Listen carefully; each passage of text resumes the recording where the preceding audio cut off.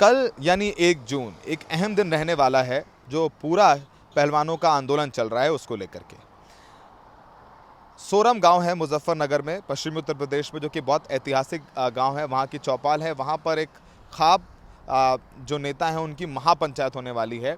नरेश टिकैत, राकेश टिकैत की अध्यक्षता में होगी। इसमें मलिक खाप के लोग, बाल्यान खाप के लोग, तमाम जो दूसरे खापे हैं वो पहुंच रही हैं। हरियाणा से खाप पंचायत के जो सरपंच हैं, नेता हैं, आ रहे, राजस्थान से आ रहे हैं, उत्तराखंड से आ रहे हैं, किसान यूनियन के लोग भी शामिल होंगे। तो एक बहुत बड़ा जमघट होगा उन लोगों का जो जिम्मेदार हैं बड़े निर्णय लेने के, अगर बात करें समाज के स्तर पर। तो अब तक की इतना बड़ा कोई महापंचायत हुआ नहीं इन पहलवानों के समर्थन में, तो वो होने जा रहा है। और उसके बाद ये तय होगा कि आगे किस तरीके से पूरा आंदोलन चलाया जाएगा, क्योंकि कल जब मेडल बहाने के लिए ये सारे पहलवान पहुंचे थे तो वहाँ पर नरेश टिकैत ने उनको रोका था और कहा था कि वो 5 दिन का सरकार को अल्टीमेटम दे रहे हैं कि ब्रिजभूषण पर कार्रवाई करें, नहीं तो वो बड़ा कदम उठाएंगे। तो वो काफ़ी अहम हो जाता है, क्योंकि पहलवान भी तब से चुप हैं, उन्होंने भी कोई बयान नहीं दिया। जिस तरीके से कल वो अपने मेडल लेकर के रोते नजर आए हरिद्वार में, वो काफ़ी दुखद है।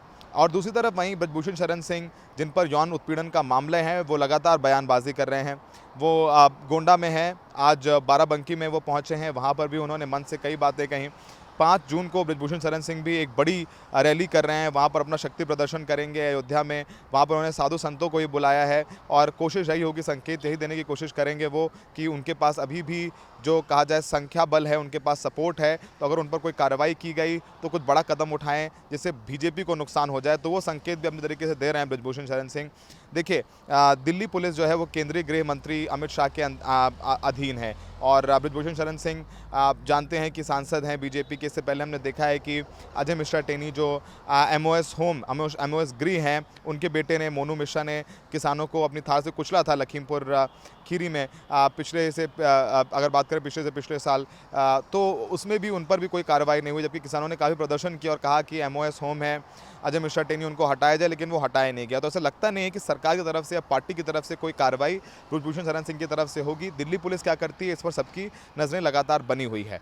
तो अब देखना होगा कि किस तरीके से आगे पूरा मामला बढ़ता है, क्योंकि यूनाइटेड वर्ल्ड रेसलिंग, जो कि अंतर्राष्ट्रीय संगठन है कुश्ती का, उन्होंने भी इस पूरे मामले का संज्ञान लिया। उन्होंने भी कहा है कि जो पुलिस कार्रवाई है पहलवानों की, वो काफ़ी दुखद। उन्होंने कहा कि जल्द से जल्द जो इंडियन रेसलिंग फेडरेशन है उसके चुनाव कराए जाएँ, क्योंकि ब्रिजभूषण का टेन्योर खत्म हो गया है और अभी तक चुनाव नहीं हुए हैं। जल्द से जल्द चुनाव किया जाए। अगर नहीं कराए गए समय से तो जो इंडियन रेसलिंग फेडरेशन है, भारतीय कुश्ती संघ है, उसको सस्पेंड किया जा सकता है। अगर वो सस्पेंड हुआ तो ये बहुत बड़ा झटका होगा तमाम उन पहलवानों के लिए, उन उम्मीदों के लिए जो कि वैश्विक स्तर पर मेडल जीतने के लिए तैयारी करते हैं। और सस्पेंशन हुआ तो ओलंपिक से लेकर कई अंतर्राष्ट्रीय प्रतिस्पर्धाओं में भारत के पहलवान हिस्सा नहीं ले पाएंगे। तो अब मामला अंतर्राष्ट्रीय भी हो गया है, तो काफ़ी दुविधा में होंगे इस वक्त जो है ये सारे जितने भी महकमे के लोग हैं, चाहे वो खेल मंत्रालय हैं। लगातार हम जानते हैं कि खेल मंत्रालय पीछे से ज़रूर बातचीत करने की कोशिश कर रहे हैं पहलवानों से। पहले भी जब जनवरी में बैठे थे तो एक कमेटी बनाई गई थी, उस कमेटी की रिपोर्ट पब्लिक नहीं हुई,